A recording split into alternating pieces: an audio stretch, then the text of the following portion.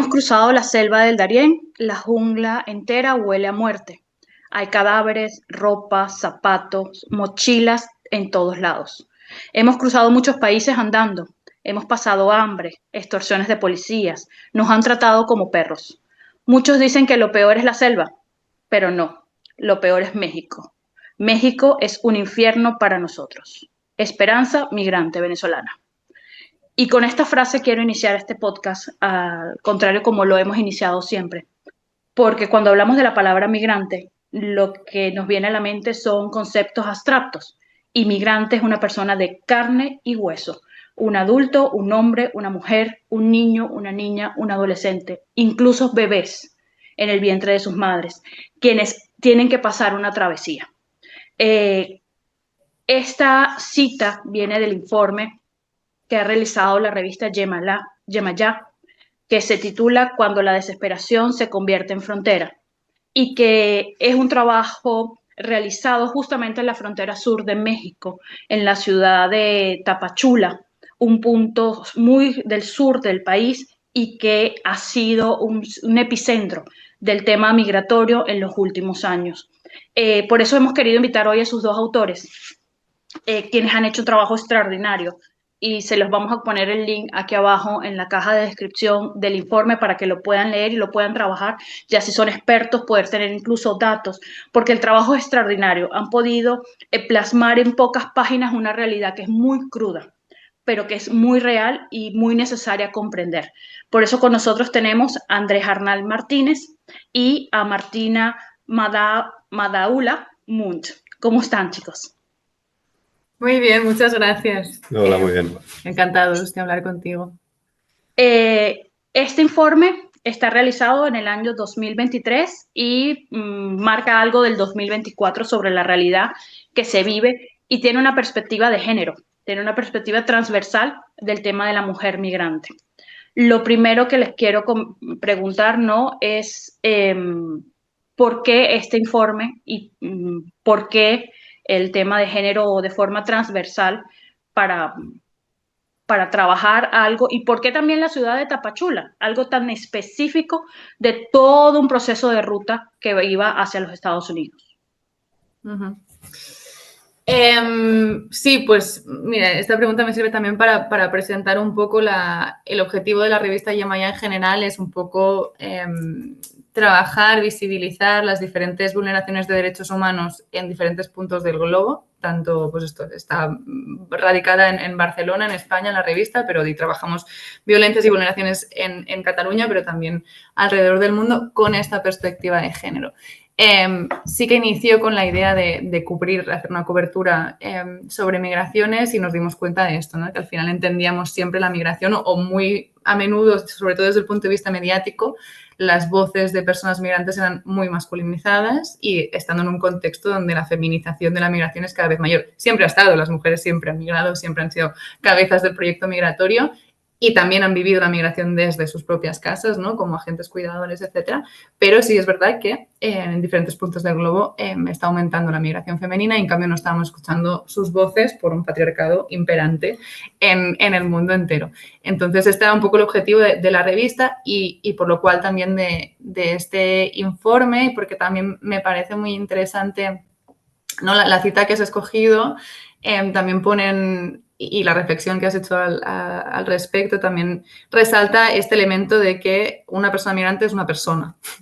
Da igual si sale por motivos económicos, por motivos de violencia, por motivos de persecución, si lo ha intentado 2 veces o 3, si es mujer. No, es una persona, es un ser humano con sus motivos, que en muchos casos se intercalan muchísimos elementos diferentes en su historia. El género es uno de ellos, y por lo cual queríamos poner esta perspectiva de género para reivindicar un poco esto, ¿no? Es decir, hay elementos específicos de género, pero al final se intercalan constantemente en las realidades de las mujeres migrantes. Y Tapachula, un poco la reflexión venía también, de nuevo, a nivel mediático, es decir, como mínimo desde Europa escuchamos muy poco en la realidad mexicana y latinoamericana en general. Y a nivel de migraciones tenemos muy cubierta la frontera norte, ¿no?, de Estados Unidos, porque es Estados Unidos quien marca el discurso. Y al final, pues esto es la inmediatez, ¿no?, de esa frontera. Pero en Europa está pasando también de todo este proceso de externalización, donde las fronteras inmediatas ya no son las fronteras únicas, sino que hay todo un proceso complejo legislativo de ir externalizando estas fronteras a los países, a los terceros países durante el tránsito, ¿no? Y en México esto es muy palpable, donde obviamente la frontera norte es muy compleja y hay muchas dificultades, pero la frontera sur se ha creado un entramado legislativo para bloquearla también y para dificultar lo más posible los viajes de estas personas. Entonces queríamos poner el foco ahí porque es mucho menos conocido y es igual de, los impactos son igual de violentos, digamos. Claro. Y el tema de movilidad, como tú lo decías, viene desde muchos vertientes, lo económico, lo social, lo personal, pero ustedes hicieron una investigación sobre esas personas que estaban cruzando la frontera sur, los que coloquialmente llegaron a llamar los caminantes, ¿ok? Personas que iban por la ruta. Em, pero el tema del motivo de un hombre al de una mujer varía. Veíamos también en las imágenes muchas madres que cargaban a sus hijos pequeños, otras que incluso estaban hasta embarazadas, otras que dieron a luz o parieron durante la ruta. ¿Cuál fue la diferencia más marcada que ustedes vieron en el motivo por el cual migra un hombre o migra una mujer en el espacio latinoamericano?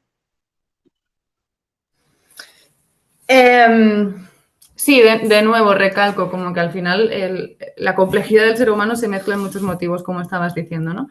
En el caso de las mujeres, existe la mujer que migra por los mismos motivos que el hombre, que puede ser por motivos de persecución, por motivos económicos o en cada circunstancia, porque en México también se reúnen, claro, orígenes no solo de todo Latinoamérica, sino también de países africanos, de países asiáticos. Entonces, claro, la casuística es muy difícil de sintetizar en un caso. Obviamente, la violencia de género, la violencia sexual en origen es un motivo muy presente y que nos encontramos mucho en esta investigación. En concreto, era muy, muy palpable la violencia machista hacia mujeres centroamericanas, en este caso, ¿no? Guatemala, Salvador y Honduras, el norte de Centroamérica, la violencia hacia la mujer es muy palpable y muy normalizada, por desgracia, dentro y fuera de las familias. Entonces, esto era muy presente en Tapachulas, lo sigue siendo por el contacto que seguimos teniendo. Y al final las violencias que están generadas en origen por motivos de género durante el tránsito se aumentan, ¿no? En ningún caso disminuyen. Entonces, mujeres que a lo mejor habían salido por otros motivos durante el tránsito, en concreto en Tapachula, sí estaban sometidas a esta violencia de género y en concreto a violencia sexual, que es claramente utilizada como arma de control hacia una persona que es más vulnerable o se encuentra en una situación más vulnerable que la tuya, y esto lo digo porque era muy, muy evidente y tenemos muchas evidencias, de hecho, de que la violencia sexual era perpetuada por compañeros de viaje, por parejas, pero en muchos casos por autoridades y administración estatal, tanto de Guatemala como de México. Es decir, que se utilizaba como una forma más de control y de bloqueo migratorio, ¿no? Sí, me gustaría añadir también que, relacionado con todo este proceso de feminización de las migraciones, una de las causas también que hemos detectado que hace muchos años también, que por el cual las mujeres migran, es tradicionalmente el rol de proveedor económico y proveedor de la familia ha estado ligado al hombre, el hombre que migra, el hombre que provee económicamente a la familia que se queda en origen. Muchas mujeres desde hace mucho tiempo ya migran también. La causa de la migración es eso, el proveer económicamente a la familia y tirar adelante a la familia con eso, con un rol ya no tan ligados como tradicionalmente al hombre, sino a la mujer. Claro, pero las cifras han subido y según el informe que ustedes planteaban, ¿no? Para el 2023, el 44% de las personas que transitaban el país eran mujeres, de que años anteriores pasaban de un 4 a un 5% a un 44%. Es un incremento bastante grande en muy corto tiempo. ¿Se sabe el motivo de ese incremento tan abismal? No se sabe el motivo, como mínimo nosotros no lo sabemos. Lo que pasa también es que la movilidad en general ha aumentado desproporcionadamente después también del bloqueo tan fuerte que hubo en la pandemia, por lo cual también esto ha motivado a más mujeres a salir. Y si podemos tener algún tanteo de cuál es este motivo, es que al final es una cadena que un elemento impulsa al siguiente, ¿no? La mujer que se queda en casa proveyendo de forma económica, porque en muchos casos el bloqueo migratorio es tan alto que las remesas cuesta mucho tiempo que lleguen, por lo cual la mujer empieza a adoptar el rol productivo y reproductivo duplicándose los esfuerzos, ¿no? Cuando esto no consigue remediarse, la mujer acaba motivándose a salir también, como también cuidadora en este caso, ¿no? Porque es la decisión que, esto lo veíamos mucho, ¿no? Más difícil, que es, ¿me voy con los niños o dejo a los niños? ¿No? Las dos decisiones son muy difíciles porque llevarlos en el camino significa someterlos a muchos riesgos y muchos peligros, pero dejarlos, pues es una mamá o una tía o una abuela que se separa de sus criaturas, ¿no? Y no, sin saber hasta cuándo. Pero, por tanto, llegar a este motivo, lo que podemos deducir es esto, es decir, se ha hecho un primer intento, se ha hecho incluso un segundo, y cuando la mujer sale ya con criaturas, es que la situación no se puede sostener, ¿no? Y que, pues esto, las crisis siguen yendo en aumento, ¿no?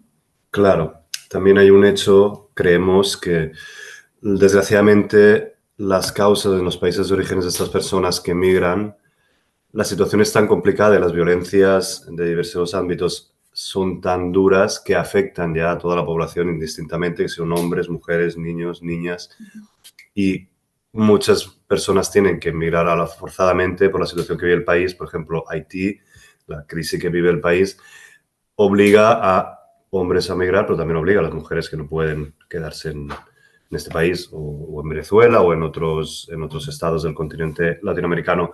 Creo que eso también es una gran diferencia con igual 10 años atrás, 15 años atrás, que las violencias afectan de una manera más general en los países de origen. Claro, pero aquí hay, por ejemplo, nacionalidades que no son latinoamericanas. Ustedes en el informe plantean Senegal, Mauritania, China y Rusia. ¿Es la misma proporción de mujeres y hombres que los países de América Latina o aquí la población es más que toda masculina? Sí, en estos casos era principalmente masculina. No tenemos los datos concretos. Hay tendencias, pero no los datos concretos. Pero sí, por lo que vimos, las personas que viajan, sobre todo del continente africano y del continente asiático, de China, de toda la zona del este de Europa, de Rusia, eran prácticamente todos hombres. Sí, aquí también. Perdón. No, sí, y se manejaba mejor en la ruta o ya iban como más planificados que a lo mejor el latinoamericano.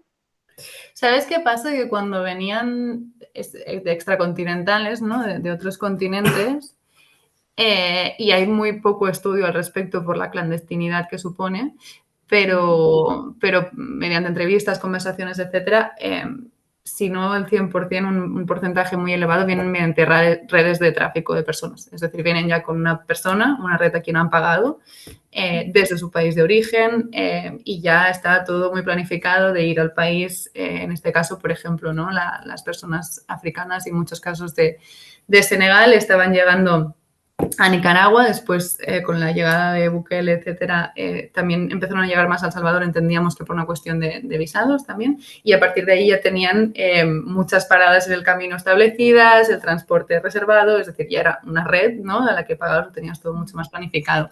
Que en el fondo, visto las dificultades, ¿no? Que se están imponiendo desde el norte global, era una de las formas, una estrategia de buscar seguridad, pagar en estos casos a estas redes, ¿no?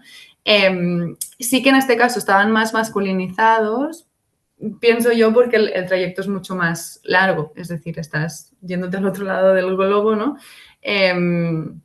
Aunque bueno, vimos casos de todo, ¿no? También vimos una mujer palestina libanesa que estaba atrapada en Tapachula con sus tres sus 3 hijos, escapando de una situación de violencia de género también en su país.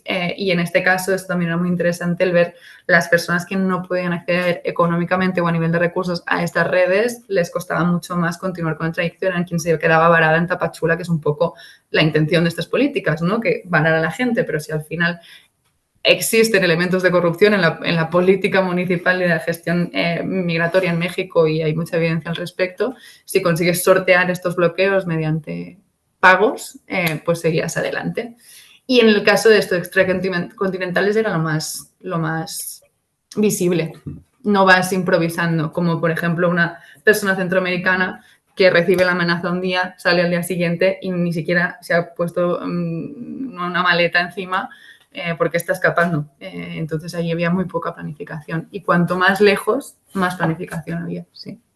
Sí, y añadir también que hay un punto muy interesante que al final las políticas de extranjerización y de contención europeas que impiden que la migración africana llegue al continente europeo afecta a las migraciones latinoamericanas porque todas estas personas de origen africano no están pudiendo llegar a Europa cuando es el camino corto y el lógico, se tienen que ir a la otra punta del mundo, a hacer una ruta mucho más larga, mucho más peligrosa y complicada porque ya no están pudiendo llegar a Europa por las políticas de la Unión Europea y lo están intentando hacer a través del continente latinoamericano para llegar a Estados Unidos. Claro, y aquí hay un punto que también tratan ustedes en el informe y que lo han tratado ya muchas veces, el tema del dinero, los pagos. En el informe ustedes decían que solo el tránsito entre la frontera sur de México hasta llegar a la frontera sur de Estados Unidos, de todo el territorio mexicano, iba alrededor de unos $7,000 u $8,000 por persona. ¿Cuánto le cuesta entonces a un extracontinental este dinero? ¿Y de dónde sale ese dinero? Porque hay que $8,000 para una persona de extracto social muy bajo, porque no tiene acceso a lo mejor a procedimientos ordinarios para solicitudes de visa, es un dinero bastante alto, un monto bastante alto y de no fácil recaudación. Tú no lo ahorras con 2 o 3 consultorías, por decirlo de alguna manera, ¿no? Sí. Claro. Sí, bueno, es esta, o sea, para empezar también romper con la lógica de que el migrante es una persona pobre, no necesariamente. De hecho, las personas pobres muchas veces no pueden salir de su país, que esto es la gran tragedia cuando son las primeras, ¿no? En situaciones de conflicto, etcétera. Quien más vulnerable es a nivel económico, más le cuesta salir. Esto de entrada. Después, para seguir estos $8,000, que además es una cifra que va oscilando, porque... Sí, es un promedio. Sí, y esto tiene mucho que ver las redes de trata y de tráfico, perdón, y en el caso de México, pues todo el sistema de crimen organizado, que es quien está poniendo las exigencias de los montos, ¿no? En cada una de las zonas de tránsito. Entonces ahí se crea una jerarquía. Las personas con más capacidad económica, vengan del país que vengan, pueden pagar un cierto dinero para viajar con cierta seguridad, que nunca es seguro. O sea, lo que está clarísimo es que la forma más segura y más económica, pero por lejos, es coger un avión. Es pedir un visado y pagar el billete de avión e irte a Estados Unidos donde quieras ir. Siempre va a ser más barato que el proceso migratorio. ¿Qué pasa? Que las personas que no tienen el dinero para pagar pues, esta cantidad de dinero, que es efectivamente muy elevada, se quedaban varadas. O no llegan, o un elemento que se está viendo mucho tanto en países africanos con las lógicas europeas como en países latinoamericanos es la lógica del retorno. Al final, este desgaste es tan complicado seguir adelante sin recursos económicos que la migración al revés, digamos, de retorno, no tengo los datos, pero está creciendo muchísimo. Los dos flujos, el flujo inverso, ¿no? Sí, exacto. Y también hay una lógica mucho para contestar un poco más a tu pregunta, de prestar el dinero de la gente que ya ha conseguido, que ya ha hecho el viaje migratorio, digamos, de prestar ese dinero. En África creo que también tú lo sabrás mejor, pero creo que también funciona mucho así esta lógica. Sí, préstamos familiares. Préstamos familiares. Sí. Y de nuevo, una cuestión de privilegio, pues quien tiene familia en Estados Unidos establecida y que puede mandar estas remesas, pues puede ayudar. Quien no la tiene, pues tiene que acceder a trabajos muy precarizados, en el caso de las mujeres acceder en muchos casos al trabajo sexual para conseguir algún tipo de ingreso y poder continuar con el camino. Pero sí, una forma clara era el envío de remesas. Sí, lo que sí que vimos y con la población latinoamericana, porque estamos viendo Venezuela con la crisis que hay, crisis humanitaria, crisis económica, crisis social, tienes todas las crisis. Los países de Centroamérica que también se encuentran en situaciones económicas muy precarias. Haití, con todo lo que tiene que ver con la crisis climática que sufrieron y todos los desplazamientos que eso creó. Entonces, ¿de dónde sale ese dinero? Porque no es la misma realidad que a lo mejor de un africano o alguien que ya tenga familiares en Estados Unidos. Por ejemplo, Venezuela es una población migrante de reciente data. ¿No? O sea, no es que se han asentado, sino que incluso los que han migrado están en situaciones precarias también en el país receptor. O sea, no son 100% solventes económicamente para sostener un flujo de ese nivel migratorio y pagar entre 8.000, 10.000, 12.000 dólares por toda la ruta. Claro. Entonces, ¿cómo ustedes veían el tema de buscar el dinero de esas personas que estaban llegando a la frontera sur de México? Lo que también veíamos mucho, por ejemplo, gente de Venezuela, que conocimos a muchísima porque obviamente es una de las principales nacionalidades de tránsito. Tenías desde la persona que tenía la suerte de en Venezuela tener una casita y un carro, un coche, y podía venderlo y con ese pequeño dinero que reunía emprender el viaje, hasta la persona que salía sin nada y iba haciendo el viaje. Conocimos a mucha gente en Tapachula que llevaba 3 años, o 4 años desde que salió de su país. Entonces salen sin nada, atravesan a Colombia, se establecen en Colombia durante un tiempo para trabajar, ahorrar un pequeño tiempo, cuando tienen un pequeño monto de dinero ahorrado, van al país siguiente y van haciendo, y el viaje migratorio, digamos, dura 3 años, 4 años, y da poquito. Y después está la gente que tiene la capacidad económica de poder pagar un coyote, un sistema de coyotaje, y ir mucho más rápido y avanzar más rápido. Sí, en el caso de Venezuela iba a decir lo mismo. Mucha gente vendió su casa. La gente con la que hablamos vendió su casa y con esto pudo hacer el trayecto. Y de otros países lo mismo. Claro, incluso ustedes hacían una distinción, perdón, con el tema de género. La mujer pagaba más, pagaba hasta $1.300 de más a los coyotes o a las paradas que tenía que hacer, a lo que tenía que. ¿Por qué pagar más? ¿Era más seguridad o era para evitar a lo mejor violaciones, secuestros, algún otro tipo de violencia? ¿Qué garantizaba ese incremento del dinero? Teóricamente es por ese motivo. Eso no le exime de padecer violencia, porque la padecen igual, violaciones, secuestros, trata, pero la lógica que siguen teórica las personas, los traficantes de personas, es esa: cobrar un monto superior a las mujeres por más seguridad, más protección.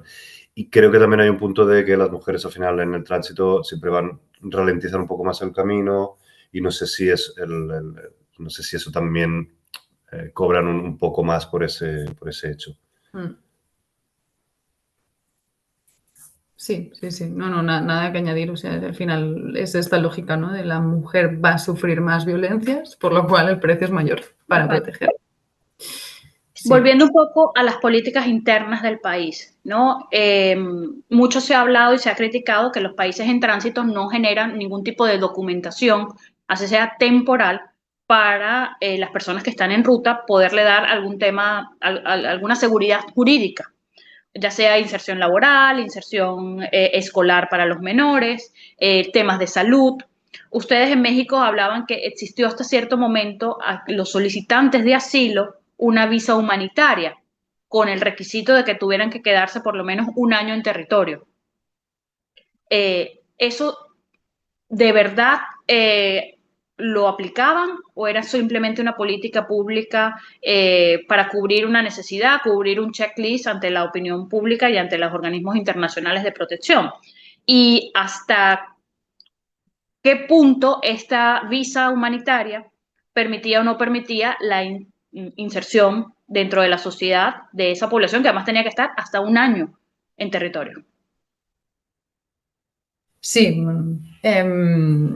sí, o sea, México en este sentido es bastante garantista comparado con otros estados, por ejemplo, más que España, en el caso de otorgar asilo y visados humanitarios a las personas. Es decir, nos encontramos en un momento de esto, el 2023-2024, creo que era el 70-80% de las solicitudes de visado de todo México, de refugio, perdón, de asilo, se realizaban en Tapachula.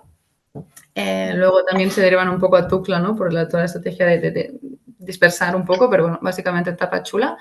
Y de este 70%, más de la mitad estaban aprobadas y daban el asilo realmente. O sea, es bastante garantista en ese sentido y muchas personas, lo que pasa es que el sistema está tan desbordado que un proceso que debería tardar un mes acaba tardando un año. En un año en el que estás completamente desprotegido sin ningún tipo de garantía legal, permiso de trabajo, acceso a sanidad, sí, porque la legislación, la Constitución mexicana da los derechos humanos básicos, ¿no?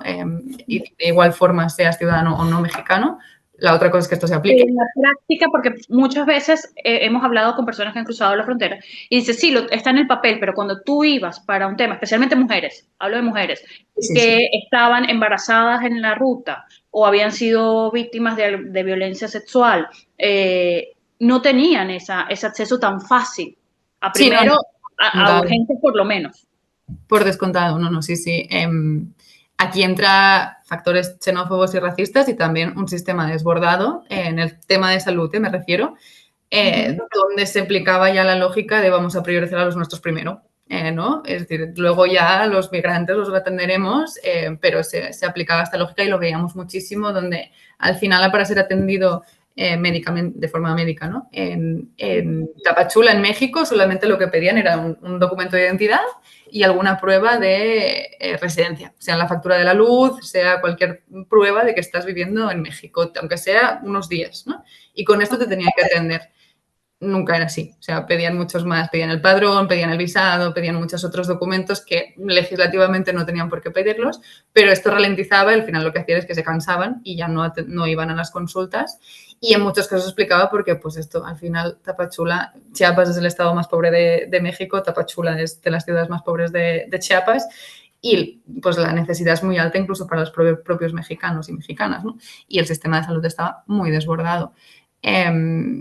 Entonces, sí, el acceso con la visa humanitaria, lo que se promete, ¿no?, sobre el papel es tener los mismos derechos que cualquier otro ciudadano, pero en la práctica no acababa siendo así. También está el hecho de que muchas personas, algunas sí querían solicitar asilo de verdad en México y quedarse en México, pero para muchas, como no hay otra forma de garantizar ningún tipo de seguridad desde el Estado, no desde las redes de tráfico y el crimen organizado, la visa humanitaria y el asilo era una forma de viajar con un poco más de seguridad. Es decir, no me quiero quedar en México, pero estoy solicitando el asilo aquí y entre que se va solicitando, a mí ya me dan esta visa humanitaria con la que, por lo que nos explicaban las personas, sí que está bastante demostrado que deportaban menos, aunque la arbitrariedad en la lógica migratoria en México es enorme. Y realmente hay casos completamente no sin ningún tipo de sentido ni de lógica administrativa ni legislativa, porque al final estás a disposición del agente migratorio que te haya tocado y de la corrupción a la que está sometido este agente migratorio. Entonces había deportaciones en todos los casos, pero sí había la sensación de con esta visa humanitaria tenemos un poco más de garantías de poder continuar con cierto respeto de los derechos humanos, ¿no? ¿Y los organismos internacionales estaban presentes en el terreno?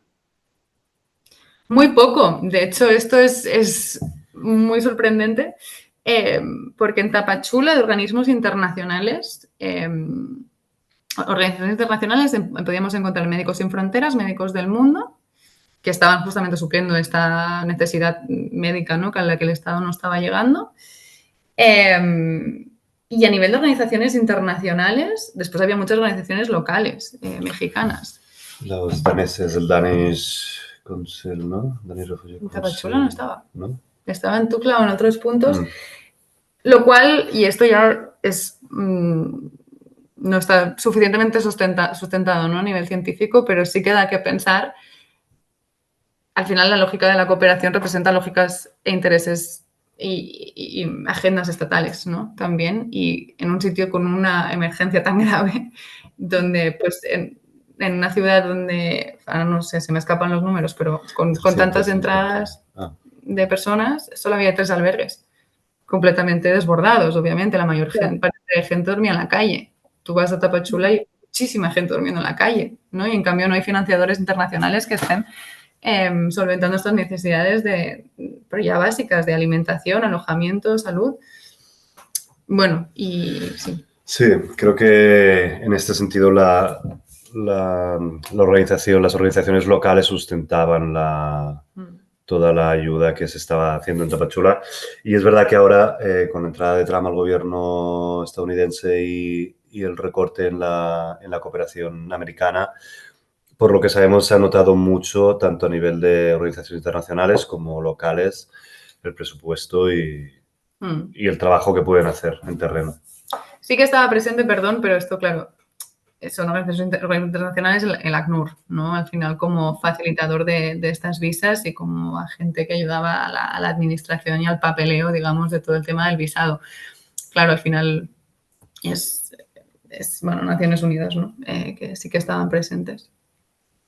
Ustedes ya han mencionado varias veces el tema de la corrupción, incluso lo tratan también en el informe, ¿no? No solo el crimen organizado, o sea, las organizaciones criminales, sino también la corrupción que hay dentro de las estructuras de órganos de seguridad de México. Lo primero, ¿ustedes en algún momento se sintieron amenazados o con miedo porque estaban levantando una información que hasta cierto punto puede pisar dolientes, ¿no? Puede generar algunos malestares? Y en otros, bueno, están reflejando una realidad, pero al no ser ustedes del lugar, siendo extranjeros de países europeos, ¿sintieron en algún momento esa presión? Sí, yo creo que sí, continuamente. La situación ahora está mucho peor, por lo que tenemos entendido, pero la situación en el año 2023 en Tapachula y en el estado de Chiapas en concreto era muy complicada por parte del crimen organizado, por parte de los aparatos estatales, de las autoridades estatales, que a veces son incluso peores que el crimen organizado. Y sí, sentíamos mucho a nivel personal ese miedo, ese intento de persecución, trabajando con entidades locales como trabajábamos cuando salíamos a hacer tareas de monitoreo en frontera, te sentías observado. Bueno, sí, era complicado. Y el hecho de ser europeos, claro, nosotros creíamos que teníamos ese privilegio y que nos podíamos beneficiar de ese privilegio de ser europeos, pero por la fisonomía que tenemos y Tapachula ser un sitio de tantas nacionalidades, nadie se pensaba que éramos europeos. Todo el mundo se pensaba que éramos personas migrantes también. De hecho, yo por mi tez parezco árabe y ella la confundía a veces con venezolana, que también hay personas como más de piel más blanquita. Nos pedían la documentación cuando pasamos por controles retenes de migración, nos pedían la documentación. Sí, eso iba a decir que al final, obviamente, pues la presencia de la violencia del crimen organizado está ahí. Nos acogíamos mucho a entidades locales muy conocedoras del terreno, ¿no? Para orientarnos y saber dónde estaban los límites. Incluso en algún caso tuvimos que dejar el caso con el que estábamos trabajando por demasiada vinculación con el crimen organizado. Pero, de nuevo, quiero resaltar esto. Al final, muchas situaciones de tensión venían por parte de administración del Estado.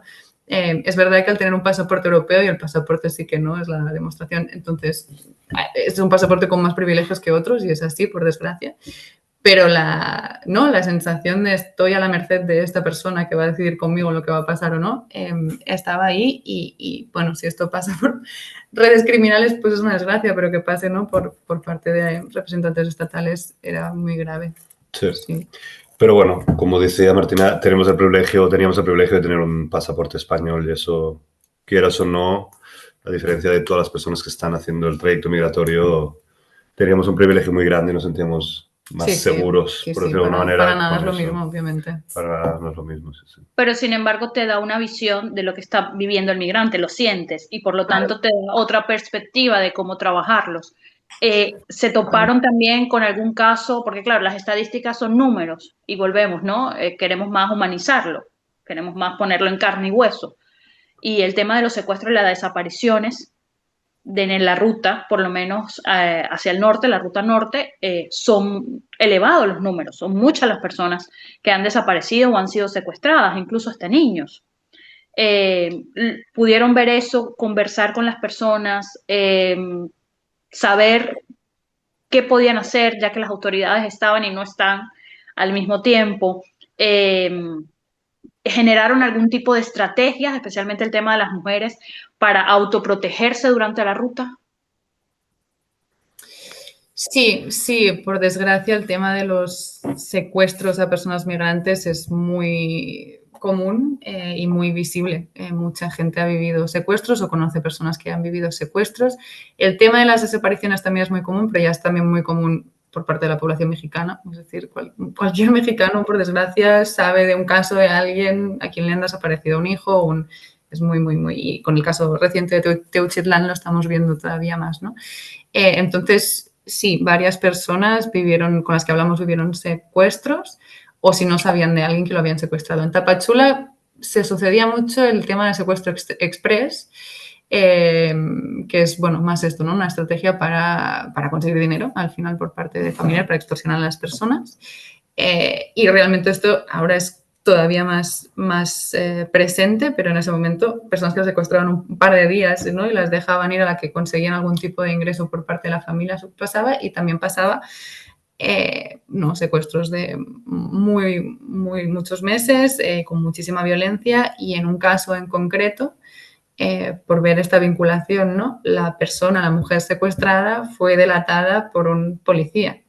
Es decir, ella fue a denunciar la situación de persecución que estaba viviendo y la entregaron al crimen organizado quien la secuestró. Es decir, fue el propio policía, ¿no? Claro, este es el nivel de interacción entre unos actores y otros. Y ahí las estrategias...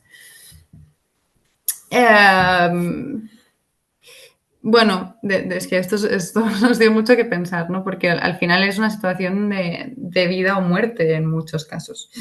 Las estrategias a lo largo del camino eran muchas, desde juntarse con hombres para hacer ver que eran su pareja y ir más acompañadas, tomar anticonceptivos antes de la ruta por si fueran violadas, como mínimo no quedarse embarazadas de el violador.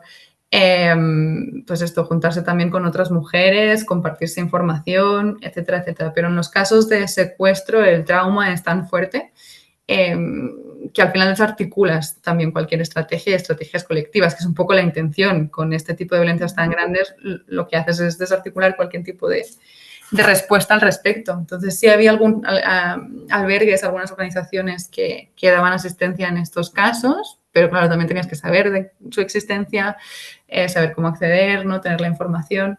Y entonces la verdad es que era muy duro el ver cómo este tipo de secuestros deshumanizan tanto a la persona que le es muy difícil retomar su vida del trauma, ¿no? Que ha generado esto. Sí, y otro que va un poco concatenado, ¿no? También es el tema de los homicidios y los feminicidios, que, que están a la orden del día y bueno, en México creo que es uno de los países con mayor cantidad de feminicidios en el continente hasta el momento. Sí. Eh, Claro, ¿Cómo afrontar eso, no?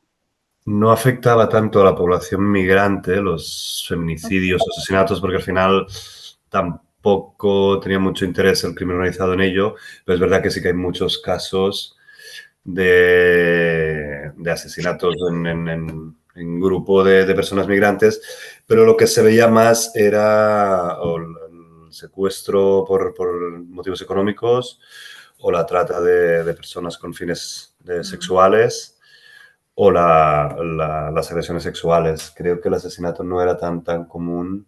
No, lo que sí en el caso de las mujeres centroamericanas era uno de los motivos principales por los que huían, por amenaza a su vida por parte de las pandillas, o bueno, que en muchos casos eran parejas o personas incluso de la familia y pues esto, tanto diferentes escalas de violencia hasta la amenaza de muerte, ¿no? Entonces era un motivo muy común de la mujer centroamericana por la que dejaba su país.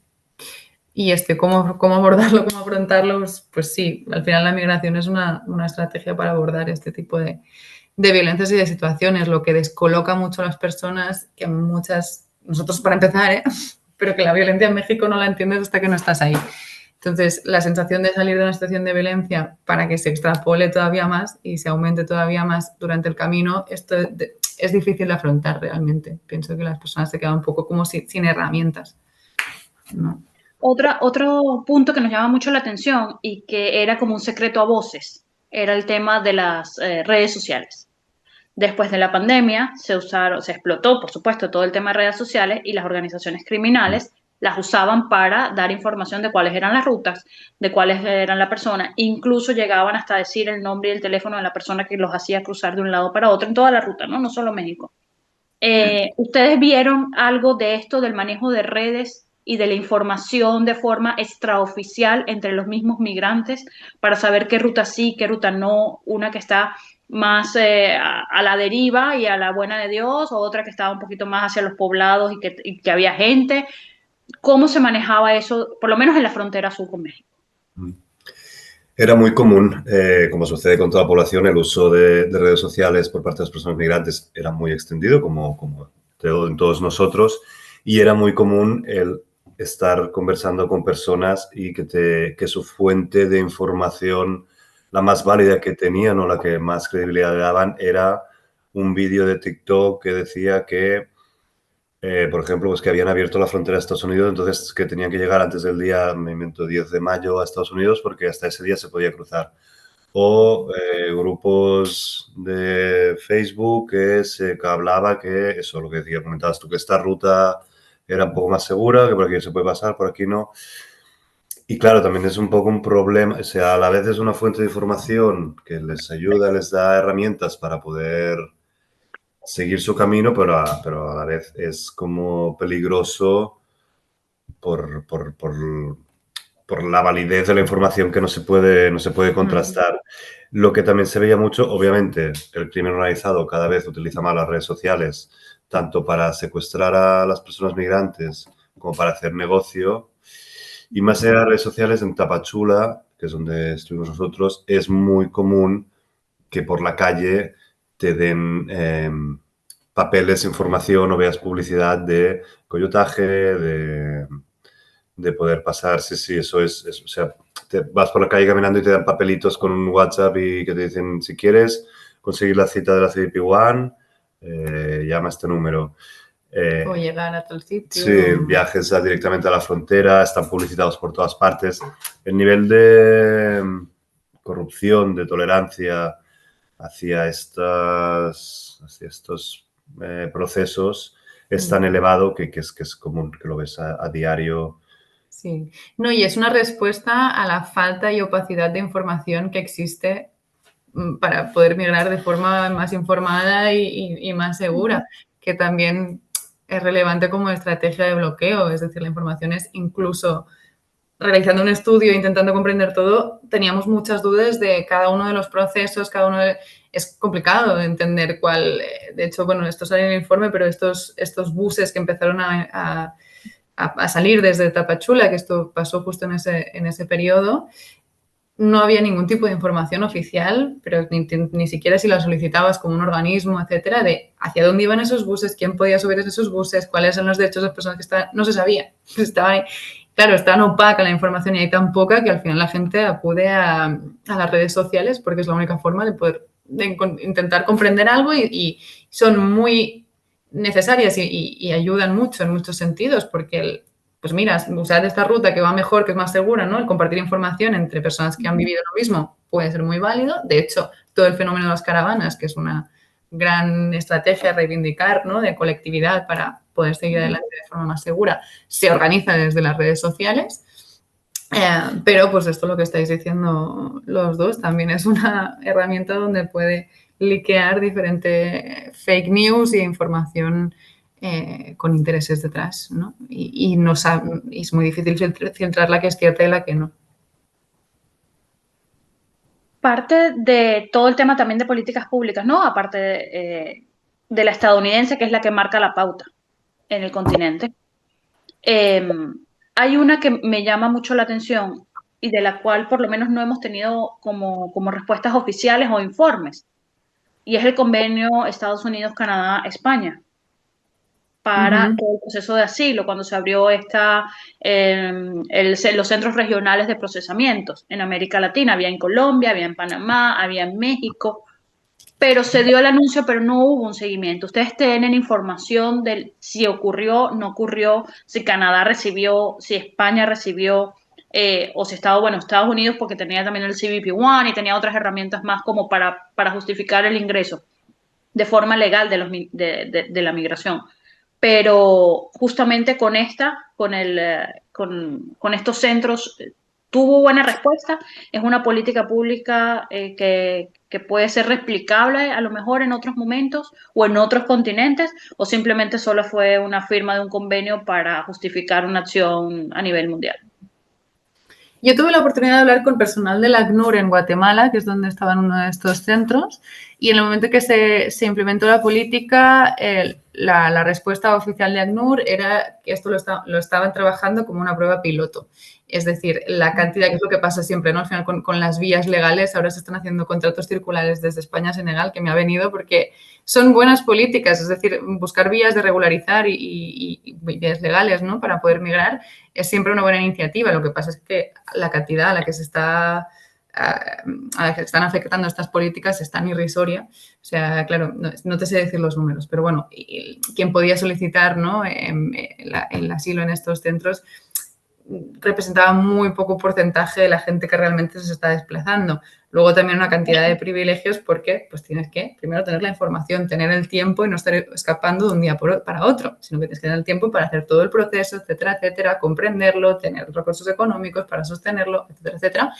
Y siempre va a representar un proceso, es decir, que las vías legales no pueden limitar el derecho fundamental de solicitar asilo en una situación de urgencia, ¿no? Cuando tienes que salir de tu país, normalmente no está planificado, es de un día por otro y te encuentras solicitando asilo y este tipo de vías estaban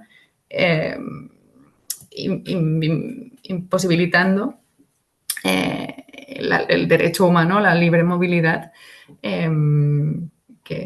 bueno, esto que al final tendría que ser accesible para todo el mundo. Yo no desconozco, no sé si tú lo conoces, pero cómo ha evolucionado esta política en los próximos años. No, lo desconozco, no sé, no tengo más información al respecto. Porque tengo entendido, creo que España tampoco lo está implementando mucho. Es decir, una de la nacionalidad que más solicitudes de refugio recibe España es gente de Venezuela, precisamente, pero creo que no tiene nada que ver con estos procesos. Sí, bueno, recientemente hubo un incremento en las solicitudes de asilo en España, también un poco como consecuencia del cierre fronterizo y todo el proceso, cambio de políticas públicas internas de Estados Unidos, ¿no? Claro. Y han visto, y se está viendo un poco la mirada hacia Europa. Uh-huh. Pero esta política pública de tercerización de la frontera, que es de donde parte el informe de ustedes, ¿no? De alargar la frontera, no físicamente, sino institucionalmente a la de otros países. Europa lo ha hecho con Italia y Libia, incluso hasta los mismos países en África. Estados Unidos, bueno, lo hizo ahora con México y con Centroamérica. ¿Tienen un fin real? ¿Sirven para algo? ¿O son simplemente acciones como para correr la arruga hacia otro lado y que me afecte lo menos posible? Ese país que genera esa tercerización está involucrado en que en esa nueva frontera virtual, por llamarlo de alguna manera, teórica, se cumplan o no la preservación de los derechos de esos migrantes, o simplemente abandona, terceriza y que sea el tercer país el que resuelva. ¿No? ¿Cómo ustedes lo vieron en la práctica estando ahí? Sí, yo creo que está la doble lógica, el win-win, ¿no? Por un lado está el interés económico del país receptor, del tercer país en este caso, donde esta gestión migratoria la está implementando obviamente a cambio de inversiones de fondos muy suculentas, ¿no? Y que normalmente se gestionan a través de políticas de cooperación, donde pues se camuflan, ¿no?, con una mejor gestión migratoria para luchar contra las redes de tráfico, etcétera, etcétera, y al final esto se traduce en muchísimo más presupuesto para coches, material, personal, etcétera, etcétera, ¿no?, para gestionar esta frontera. Entonces hay un interés económico evidente, también lógicas, ¿no?, de geopolítica a nivel arancelario, etcétera, etcétera. Y por otro lado, por parte del Estado receptor, en este caso Estados Unidos o en el caso de España, que pasa lo mismo, ¿no?, con países africanos, el interés principal es de responsabilizarse, como decías, de esta vulneración de derechos. Es decir, que vulneren los derechos otros y a nosotros no nos pueden decir nada, ¿no? Dificultar este acceso. También hay una cuestión muy electoral detrás, ¿no? Porque al final la migración regular es que si nos ponemos en términos utilitaristas y económicos, beneficia a los países receptores, ¿no? Incrementa el PIB, incrementa el trabajo, etcétera, etcétera. Por lo cual no es tanto por un interés económico por parte del Estado receptor, ¿no?, sino más una cuestión de imagen pública, ¿no? Estamos limpiando nuestras fronteras, hay obviamente un discurso muy racista detrás. Y en un contexto actual donde los discursos de odio están aumentando, ¿no?, en diferentes países, interesa esto, el alejar lo más posible, ¿no?, el problema, digamos, el problema. Para ir cerrando con la realidad 2025 y teniendo como base el informe que ustedes han hecho, el trabajo, la vivencia, que es muy distinto ver los números que estar presente y verle la cara a las personas. Ustedes hablaban un poco que se está marcando el retorno voluntario de la población migrante, tanto en Europa como en el continente americano. ¿Ustedes creen que esto va a ser momentáneo o va a ser un cambio completamente de las estructuras de los países que están emitiendo ahorita migrantes o que lo han emitido durante los últimos años? Bueno, uno de los mandatos ahora claves de la OIM es asistir en el retorno voluntario. Es decir, ya se está analizando como política clave a la hora de, pues, esto, garantizar derechos humanos, ya que la gente está volviendo, por lo mínimo que vuelvan con ciertas garantías. Y porque, claro, el retorno es todavía mucho más traumática que la ida, porque te sometes a las mismas violencias, pero sabiendo que regresas de donde estás escapando, sin recursos económicos, en muchos casos con un rechazo de la comunidad, ¿no?, por haber fracasado en el proyecto migratorio, etcétera, etcétera. Entonces ya se está priorizando como una política de cooperación la asistencia en el retorno, y por lo que hemos hablado con colegas mexicanos y entidades mexicanas, viene para quedarse y está aumentando muchísimo bueno, ya era esto, ¿no? Ahora puedes, en los centros migratorios en Tapachula, digamos que ya no sirven para subir, sino para bajar. Y la gente accedía para pedir permiso para volver a sus países, ¿no?, y pedir una cierta asistencia. No sé cómo lo ves. Sí, yo creo que también es una cuestión un poco textual. Creo que la migración, las personas no dejarán de migrar porque en muchas ocasiones lo hacen forzadamente, no por voluntad, y en otras muchas por voluntad, y que también es igual de legítimo y de lícito, pero creo que van a encontrar otras maneras de emprender este viaje migratorio. Van a encontrar otras rutas, seguramente más inseguras, con más violencias y con más presencia del crimen organizado internacional.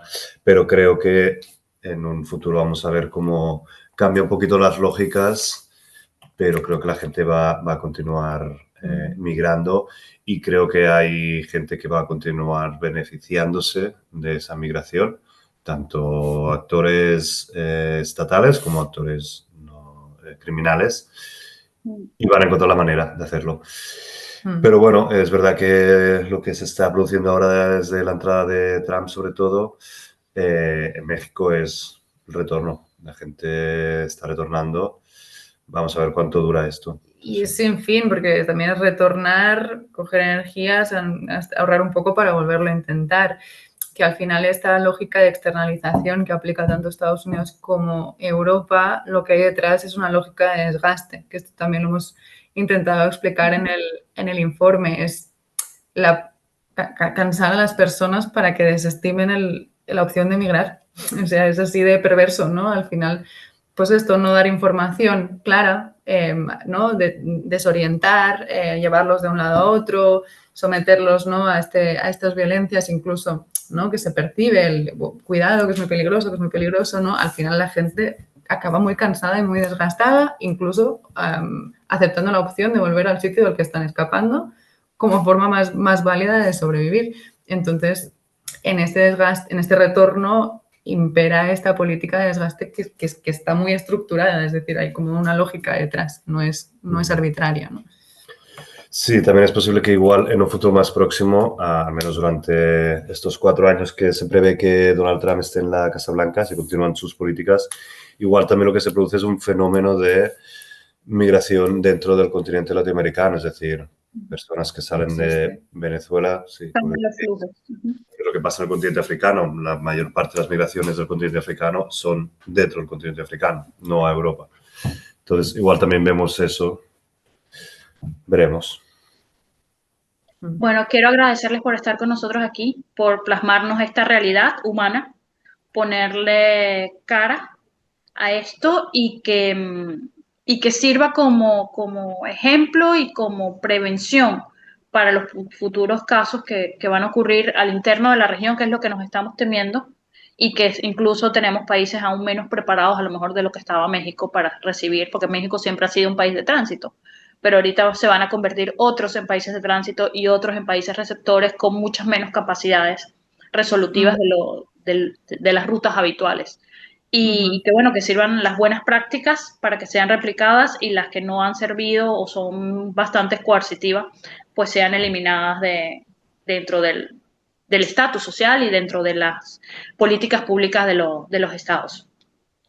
No me quiero despedir sin que antes digan el nombre de la revista, dónde la pueden conseguir y si están trabajando a lo mejor en otros temas de la región o temas migrantes para que la gente los pueda seguir y pueda obtener la información. Dale. La revista se llama Revista Yemaya. Y nada, y la web es revistayemaya.com, .com. También las redes, si ponéis Revista Yemaya en Instagram, Twitter, Blue Sky y YouTube.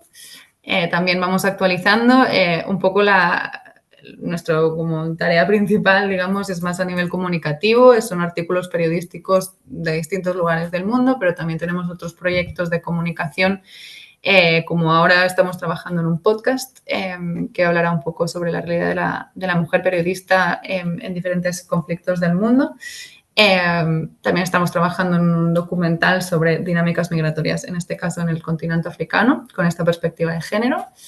Y bueno, y van saliendo así proyectitos y siempre estamos con esta perspectiva de género que creemos que es importante, porque nos cuesta mucho más hacer cualquier cosa con esta perspectiva de género, es mucho más difícil, pero lo queremos seguir haciendo porque justamente porque es difícil, es menos visible, ¿no? Entonces, pues sí, podéis consultar la web y ahí están los diferentes artículos y contenido que vamos sacando. Muchas gracias, chicos, y también muchas gracias a ustedes por estar con nosotros. Como saben, estamos ya en la segunda temporada del podcast Raíces.